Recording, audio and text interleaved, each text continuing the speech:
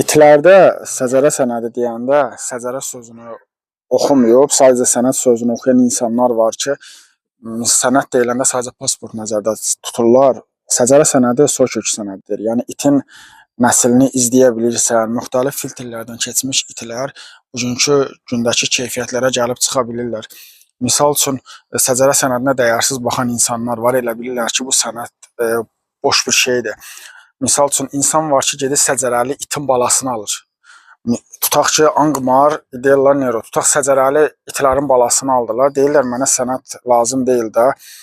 Amma nəticədə keyfiyyətli olduqlarına görə alırlar. Ha, amma deyir mənə sənəd lazım deyil, sənədin pulunu, nə bilim, itin pulundan çıx. 1400 misal üçün it alıb 50 manat orada sənədin pulunu problem eləyənlər var. Yəni, nəysə, bunu keçdik. Amma insan sırf bunlar keyfiyyətli olduqları üçün seçir. Ha. Sən misal üçün onu səcərəsiz ala bilərsən. Deyirsən, mənə səcərə lazım deyil, itin özünü aldın. Sən nəzərə al ki, sənin aldığın o keyfiyyətli bala da nə vaxtsa da yetişdiricinin o səcərə üzərindən qurduğu bir sistemin nəticəsidir. Misal, sistem necə qurulur? Tutaq, mən Angmarı aldım, yaxud başqa səcərəli itləri aldım. Onları mən soykökünə baxıram ki, bunların ata-anası necə bir quruluşdadırlar və bunların babası necə bir quruluşdadır və bunlardan ortaya çıxan balalar hansı quruluşda gələcək nəsilə ötürülübdür.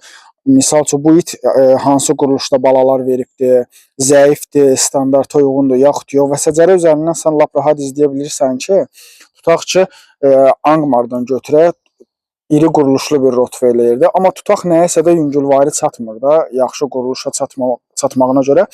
Amma başqa çox yaxşı üstünlüyü var. Sonra deyirsən ki, mən necə edim ki, bu yaxşı quruluşu gələcək nəsildə görüm, amma bu xırda detayı, mənfi tərəfini görməyim. Onu da misal üçün plan qurursan ki, səcərəyə baxsan ki, belə bir it seçməliyim, belə bir dişi seçməliyəm ki, gələcək nəsildə bu yaxşı tərəfə qalsın, pis tərəfi yoxa çıxsın. Yəni səcərə bunun üçündür, yox sizə lazımsız bir sənəd kimi gəlməsin. Yalandan misal üçün itlərə 5000, 10000 kimi məbləğlər yalandan verilmir. Ola bilər ki, kimsə bu sahəni daha yaxından bilmir, nəsil izləməsini bilmir. Yəni bu belə bir şey deyil ki, sən belə deyim də, mən sadəcə boya üstünlük vermirəm, amma sadəcə itin boyuna üstünlük verənlər var. İtin ayaqları əyridir. Ya çölə baxır, ya içəri baxır, ya bilək qatlanır. Bunu misal üçün bir çox yetişdiricilər nəsil izlənməsini bilmir. Sadəcə hə, itin bu qədər boyu var. Bu oldu ha, nəhəng bir şey. Dəhşət bir şey. Əslində belə bir şey yoxdur.